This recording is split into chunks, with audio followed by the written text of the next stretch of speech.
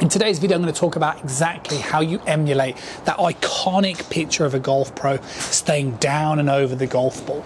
So many amateurs have that sort of trait of standing up, kind of struggling, controlling that impact area. And in today's video, you're going to leave with so much more certainty of exactly what it is that you should be practicing.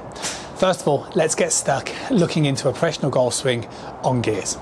I think first of all what I want to do is just take a look from the sort of traditional face-on perspective. We can start to see some of the angles that's created here. So obviously golfers move slightly differently, but what we're looking here is at a tour average on gears, and in the backswing position when we're hitting an iron we can see how sort of centered, or if you like relatively vertical, the golfer maintains. Now as you start that downswing, we can also see that relationship stays very much the same, but it's coming in towards the delivery position where things start to change a little bit. Now we can start to see more tilts and motions like that starting to materialize, and that's again what's going to give us that key ability to stay over the golf ball. Again, what we can see is how important a role is going to be of retaining our angles, and in particular retaining our hip depth, because what we saw from that face-on perspective was the importance of the tilting motion coming in towards that delivery position.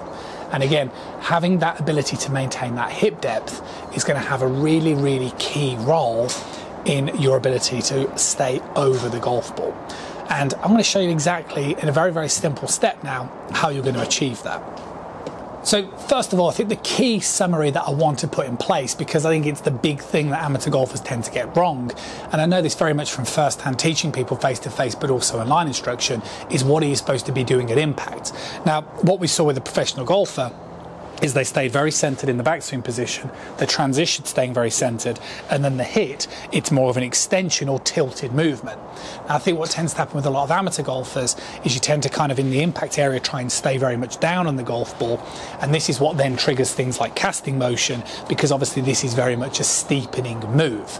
So I think the first thing to understand is actually when we're hitting the golf ball, we really are moving more upward, and that's what's going to help propel that club and help you get that feeling of swinging the club through, and probably stop you getting more of a sense that you're hitting down on the back of the golf ball.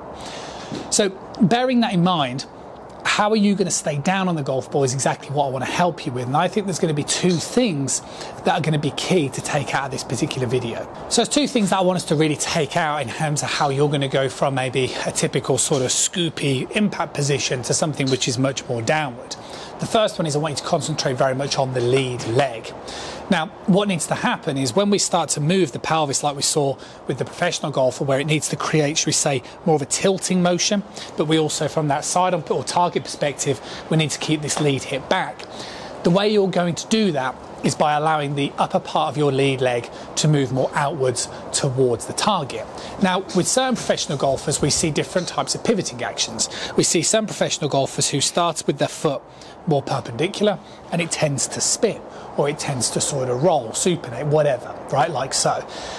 For most amateur golfers, I wouldn't necessarily prescribe that you do that. What I would suggest is, well, why don't you just start with your lead foot more forward facing to start off with? And then what that'll do is that will make life much easier in the transition for you to shift pressure into it, and also it'll make life much easier to get this feeling of keeping this tilt of the pelvis. So by practicing a little bit by flaring that foot out, and in particular allowing the upper part of that lead leg to face more outward, I personally think that's going to make life a lot easier for you to shift pressure downward and also trigger that tilt. Now aside from that, what else do you need to think about? Well, I would suggest what's a key move is the trail shoulder, because as you start practicing getting that feeling of shifting yourself in towards that lead leg, you want to get the sense that simultaneously your trail shoulder is just dropping straight down. So what you want to really be avoiding is a shoulder which is moving outwards towards the golf ball, because what this will do is this will really inhibit your pivoting action, so it'll kind of force everything to come forward rather than like so, where it sort of drops back. And I think simultaneously through practice, and you're going to see this with some students that I'm working with, and I'm going to be documenting their progress, so if you haven't done already, it's definitely worth subscribing now, but working on exactly the same sort of premise of this. Golfers that move too much sort of this way and end up looking like this at impact, trying to get them to feel how to stay down. And those are the two key areas which I'm teaching them, and And those are the two key areas that you guys want to be thinking about.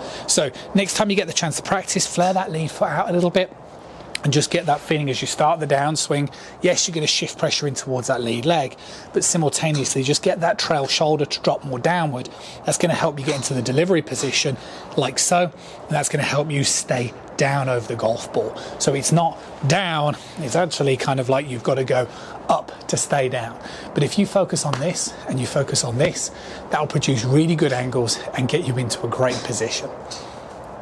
Now, I think a lot like these sort of how-to videos, you can often be left with the question, well, how do you really go and put that into some sort of fluidity of motion?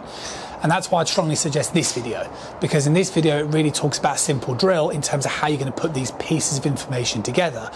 So it's good to know how to, but it's also good to liberate yourself so you can take this stuff straight on towards the golf course. See you guys again soon.